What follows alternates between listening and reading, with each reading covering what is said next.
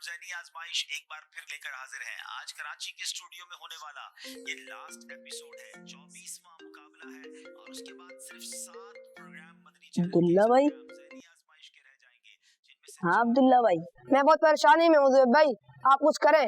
अब्दुल्ला भाई हुआ क्या है? सब खैरियत तो है ना? क्या खैरियत है ज़ुबैर भाई?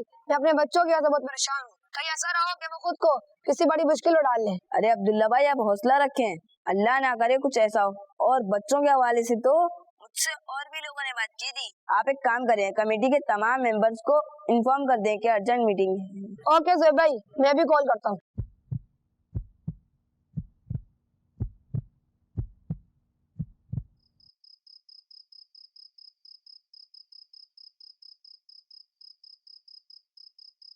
अस्सलामुअलैकुम। वालेकुम अस्सलाम।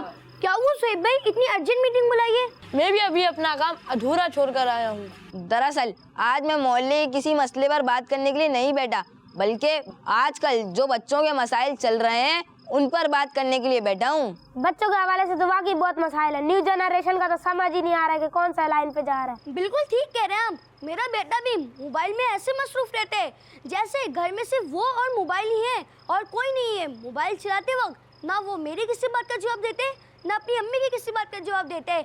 मोबाइल मोबाइल मोबाइल, बस मोबाइल है उसकी जिंदगी में। अरे उबैद भाई, मेरे बच्चों ने मोबाइल में फाइटिंग वाला गेम खेल खेल कर उसको दिमाग में इस तरह सवार कर लिया है कि अब वो आपस में लड़ाइयाँ करने लग गए हैं। ऐसे लड़ते हैं कि अब वो भाई नहीं बल्कि दुश्मन है। मेरे बेटे ने भी नाक में दम करके रखा हुआ है। इतना समझाया उसे, बहुत बार रोकने की भी कोशिश की है, लेकिन वो है कि मानता ही नहीं। बस उसे पूरी पूरी रात बाहर घूमने दो, दोस्तों के साथ आवारागर्दियां करने दो। माँ बाप परेशान होते तो होते रहे, इन्हें कोई परवाह ही नहीं। मेरे अपने घर में भी यही मसले हैं। मेरे बच्चों के भी दोस्त अच्छे नहीं हैं, न जाने उनसे क्या क्या सीख रहे हैं। फिर घर में हमसे बदतमीजी करते हैं। हम उन्हें समझा भी रहे हैं कि अपने दोस्तों से दूर रहें, लेकिन बच्चे वो कोई बात सुनने समझने को तो तैयार ही नहीं है। घर का पूरा माहौल बर्बाद हो गया है। मसले मसले मसले, हम यहाँ मसला सुनाने नहीं बल्कि इन मसलों के सॉल्यूशन के लिए आए थे।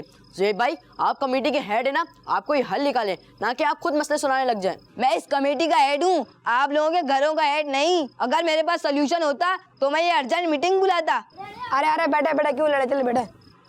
अब हम क्या करें कि हमारे बच्चे सीधे रास्ते पे चलें? एक काम करते हैं, इमाम साहब के पास चलते हैं, उनसे मशवरा कर लेते हैं। जी जी सही बोल रहे हैं आप, तो चलिए इमाम साहब के पास चलते हैं।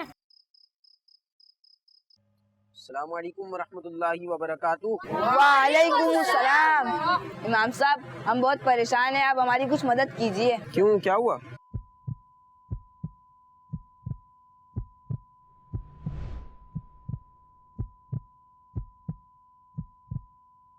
ज़ुहैब भाई, आप कमेटी के हेड हैं। मुझे लगा कि आप इन सब के साथ मेरे पास पानी के हवाले से या सफाई के हवाले से या मोहल्ले के किसी दूसरे मसले के हवाले से बात करने आए होंगे, लेकिन यहाँ तो मामला ही कुछ और है। जी इमाम साहब, आप सही कह रहे हैं। अब आप बताएं हम क्या करें? चलें, आप सब परेशान ना हो, मैं आपको एक हल बताता हूँ, और वो हल है दावत इस्लामी। आप अपने बच्चों को दावत इस्लामी के माहौल में लाएं।